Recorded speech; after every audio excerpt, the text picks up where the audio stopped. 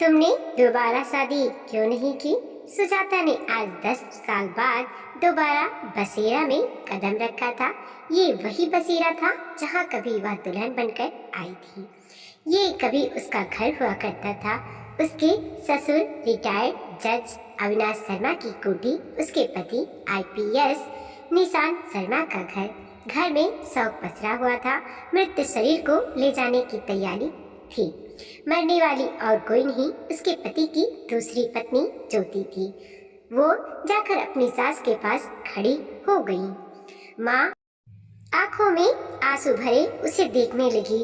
उनकी गोद में ज्योति का बेटा आदित्य दुबका हुआ था। उम्र 8 साल थी। ऐसा लग रहा था कि आसपास के माहौल से बहुत डरा हुआ था। निशांत की नजर जैसे ही उस पर पड़ी, वह अवाक रह गया। ये कुछ ऐसा था जिसकी उम्मीद नहीं थी। मृत शरीर अपनी अंतिम यात्रा पर निकल पड़ी थी। सुजाता अपनी सास को सहारा देकर अंदर ले गई। सास ने उसका हाथ अपने हाथों में लिया। सुजाता, तुमने मेरा मान रखा बेटा। अनु कैसी है? बोलते हुए गला भर आया था उनका। ठीक है माँ, उसे नानी के पास छोड़कर आई हूँ। सुजाता, मेरा दिल बहुत घबरा रहा है। आदित्य का क्या होगा? माँ आप ज्यादा ना बोले, आपकी तबीयत खराब हो जाएगी। सुजाता उन्हें तसल्ली देती रही, पर उनके मन में तूफान उमड़ रहा था।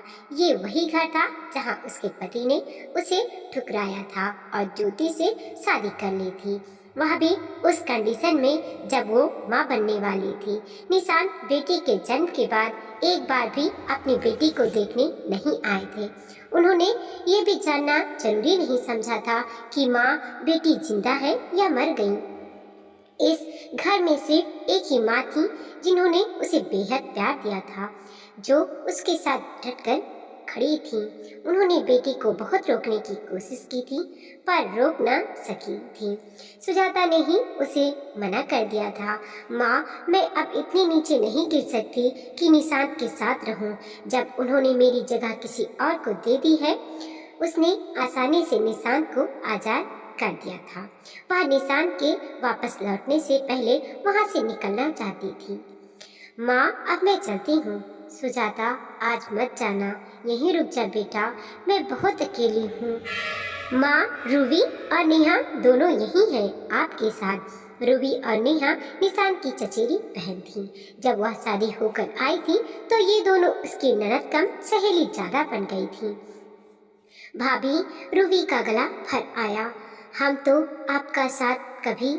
उसकी रुलाई फूट पड़ी। सुजाता माँ के सामने खुद को बेबस पा रही थी। उनके बारे में जोर देने पर वह रुक गई। मम्मी को फोन करके बता दिया। मम्मी को बहुत गुस्सा आया था, पर सुजाता ने किसी तरह उन्हें समझा दिया। शाम को सब आ गए थे। निशांत के चेहरे पर गम के बादल छाए हुए थे। सुजाता महसूस कर रही थी कि निशांत की नजरें उसे ही ढूंढ रही थी। वह नहीं चाहती थी कि निशांत से सामना हो, इसीलिए वह चुपचाप एक तरफ हो गई। उसने घर वैसे ही संभाल लिया जैसे पहले संभाला करती थी। सारे इंतजाम कर रही थी। रात को सास के साथ उनके कमरे में थी। सुबह होते ही वह तैयार हो गई। फिर उसका सामना निशांत से हो गया। निशांत को देखकर उसका मन गुस्से और नफरत से भर उठा, पर ये मौका इन सब के लिए नहीं था। उसने भले अपनी सौत को 1000 बददुआ दी थी। उसका और ज्योति का शकल सूरत का कोई मुकाबला नहीं था। ज्योति आईपीएस थी। एक साथ काम करते कब उनकी नजदीकियां पड़ गईं, उसे पता ही नहीं चला। उसने सपने में भी नहीं सोचा था कि निशांत उसे धोखा देंगे, उसके सीधेपन को छलेंगे। फिर सब कुछ खत्म हो गया था। माँ की आवाज ने उसे वर्तमान में ला दिया। सुजाता बेटा, शाम को आ जाना। पर माँ, मेरी क्या जरूरत, सब तो है यहाँ। निशांत अपलक उसे देख रहा था। उसने उन्हें अनदेखा कर दिया। नहीं सुजाता, तुम आ जाओ शाम को। 13वीं तक तुम यहीं रुक जाओ। मैं तो हमेशा से इस घर में अकेली ही रही हूँ। उनकी फिर से रुलाई फूट पड़ी। वह झट से निकल गई। शाम को ना चाहते हुए उसे आना पड़ा। नौकरों से सारा काम करवाना, पंडित जी को क्या क्या चाहिए, रिश्तेदारों के ठहरने का इंतजाम, सब उसकी देखरेख में तो हो रहे थे। निशांत की बुआ ने उसे देखकर कहा, सुजाता चलो ठीक किया तुम आ गई, ऐसे वक्त में भाभी को तुम्हारे साथ की जरूरत थी। हाँ, ज्योति की माँ की आंखों में वो जरूर खटक रही थी।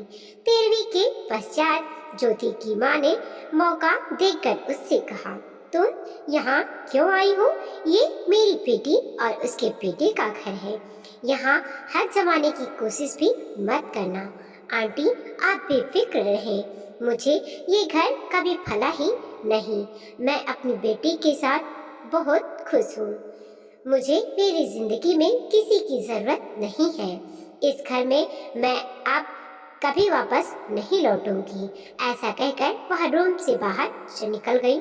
दरवाजे पर निशांत खड़े थे। शायद वह सब कुछ सुन चुके थे। उनके चेहरे से लग रहा था कि जो कुछ उन्होंने सुना था शायद उन्हें इसकी उम्मीद नहीं थी। वो वापस लौट आई। माँ उसे फोन करती रहती थी, घर के हाल समाचार सुनाती रहती थी। उसका दिल नहीं करता था सुनने का, पर माँ का मन रखने के लिए सुन लेती थी। तलाक के बाद उसने एक छोटी सी जॉब कर ली थी, बहुत ज्यादा तो नहीं, पर माँ बेटी का काम अच्छे से चल रहा था। अनु 10 साल की थी, पढ़ाई में बहुत होशियार। उसे माँ का रूप और पिता का व्यक्तित्व दोनों मिले थे। एक दिन जब सुजाता ऑफिस से लौटी, फ्रेश होकर चाय बना रही थी, दरवाजे पर बेल बजी। उसने दरवाजा खोला। निशांत खड़े थे, साथ में आदित्य था। क्या मैं अंदर आ सकता हूँ? वो दरवाजे से हट गई। इतने में उछलते कूदते अन्नू अंदर आ गई। उसे देखकर निशांत को झटका लगा। ऐसा लग रहा था कि किसी ने सुजाता की और उसकी मिट्टी लेकर ये मूर्त बनाई हो। उसने आते ही हाथ जोड़ दिए। दमकता चेहरा, बड़ी बड़ी आंखें और ओठ बिल्कुल माँ जैसे, काले बाल, नाक तो बिल्कुल उनके जैसी तीखी थी। वो आश्चर्य से उसे देखते रहे। उन्होंने जैसे ही अपना हाथ उसकी तरफ बढ़ाया, सुजाता ने बीच में आकर आदित्य का हाथ उसके हाथ में पकड़ा दिया। बेटे, ये आदित्य है, अंकल का बेटा, कहते हुए उसने निशांत की तरफ देखा। जाओ जाकर खेलो। बच्चे बाहर खेलने लगे। कुछ देर तक खामोशी छाई रही। निशांत ने चुप्पी तोड़ी। मैं बाप हूँ, उसका अंकल नहीं। बेटी है वो मेरी, आवाज में तड़क थी। आज 10 साल बाद याद आया कि एक बेटी भी है आपकी। जब मुझे उस घर से निकाला गया था, 4 महीने की प्रेग्नेंट थी मैं। क्या कभी पलट कर देखने की कोशिश की कि हम किस हाल में जी रहे हैं? अब हम दोनों की जिंदगी में आपका कोई हक नहीं है, ना ही हमारी जिंदगी में आपकी कोई जरूरत है। उसका खूबसूरत चेहरा गुस्से से लाल हो गया था। आज भी गुस्से में उतनी ही खूबसूरत लगती हो, बिल्कुल पहले जैसे, कुछ भी नहीं बदला। निशांत ने मुस्कुराने की कोशिश की थी और आगे बढ़कर उसका हाथ थाम लिया था। बच्चों को माँ और बाप दोनों की जरूरत होती है सुजाता। सुजाता ने अपना हाथ छुड़ा लिया। वह सिहर उठी। नहीं नहीं, अपने अपवित्र हाथों से मुझे छूने की कोशिश भी मत कीजिए। इन्हीं हाथों से आपने उसे छुआ था। मेरे शरीर को नहीं छू सकते आप, आपके हाथ गंदे हैं। खबरदार जो मुझे छूने की कोशिश की। उसने अपनी साड़ी अपने इर्द गिर्द लपेट ली। वह गुस्से से कांप रही थी। घिन आती है मुझे आपसे। वो सोफे पर बैठ गई। निशांत घबराकर पीछे हट गया। उन्होंने हाथ जोड़ लिए। गिड़गिड़ाकर बोले, प्लीज सुजाता, मुझे एक मौका दे दो। अब कोई गलती नहीं करूँगा। मैं बहुत गलत किया था तुम्हारे साथ। एक बार माफ कर सकोगी मुझे? IPS Nishant Sharma, handsome, rice खानदान से उसके लिए लड़कियों की कमी नहीं है। सिर के बल दौड़े चले आएंगे लोग, पर आप गलत जगह दांव खेल रहे हैं सर। यहाँ आप कभी नहीं जीत पाएंगे।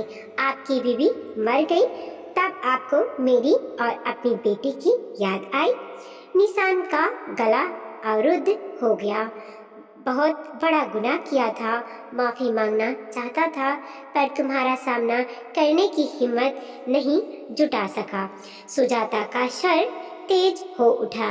ये सब झूठ है। अब आप मुझे अपने झूठ के जाल में और नहीं फंसा सकते। इन 10 सालों में बहुत कुछ बदल गया है निशांत। मैं सही गलत में फर्क करना सीख लिया है। आपके लिए कोई कमी नहीं है।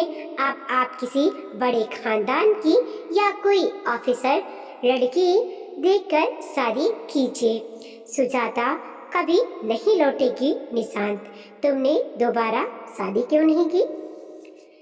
इसीलिए कि तुम मुझसे अब भी प्यार करती हो। कभी भूल नहीं पाई हो मुझे, मेरे प्यार को। सही कहा आपने निशांत, मैं कभी नहीं भूल पाई आपको, आपके दिए धोखे को। सुजाता हंस पड़ी।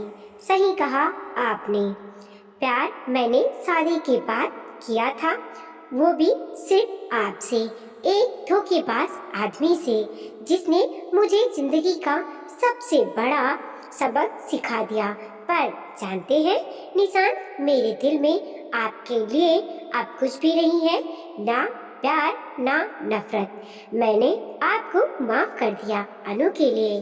अनु, मैं आपका अंश है, इसलिए अब वह सौदेबाजी पर उतर आए थे। हमेशा ऐसे ही तो किया था उन्होंने उसके साथ। अनु मेरी बेटी है, मैं जब चाहूँ कोर्ट से उसकी कस्टडी ले सकता हूँ। तुम अनु को खो दोगी। सुजाता का चेहरा निर्विकार था। ले जाइए, आपको कोर्ट कचहरी की जरूरत नहीं पड़ेगी। अनु मेरी कमजोरी नहीं, ताकत है। आपने तो केवल छीनना ही सीखा है, पर आप अनु को मोहरा बनाकर मुझे हासिल नहीं कर सकते। उसने देखा निशांत की आंखों में आंसू आ गए थे।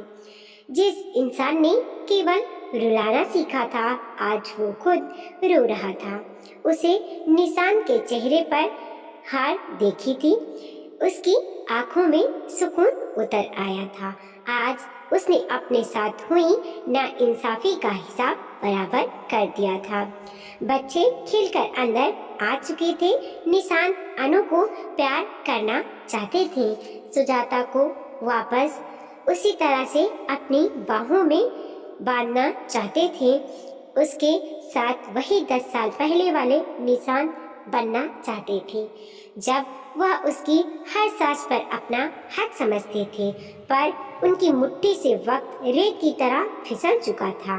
वो ललचाई नजरों से अनु को देखते रहे। अनु को देखते हुए महसूस कर रहे थे कि उन्होंने क्या खो दिया था। सुजाता ने कितने अच्छे से अनु की परवरिश की थी। उसने तो अपना कर्तव्य और अपना पत्नी धर्म सब कुछ अच्छे से निभाया था। धोखा तो उन्होंने किया था। आज वो सब कुछ हार चुके थे। सुजाता ने आदित्य का माथा चूमा और उसे बाहों में भर लिया। अगली बार आओगे दादी के साथ खेलने? आदित्य ने खुश होकर गर्दन हिलाई। अब दादी को साथ लेकर आना। ये संकेत था निशांत के लिए कि अब आपके यहाँ कोई जरूरत नहीं है। निशांत थकी कदमों से वापस लौट पड़े। सुजाता ने सही किया या गलत, इसका निर्णय मैं अपने दोस्तों पर छोड़ती हूँ। वीडियो को लाइक कीजिए, कमेंट कीजिए और अपने दोस्तों के साथ जरूर शेयर कीजिए। चैनल पर नए हैं प्लीज सब्सक्राइब कीजिए और देखते रहिए मोटिवेशनल स्टोरी। मिलते हैं और एक नई कहानी के साथ।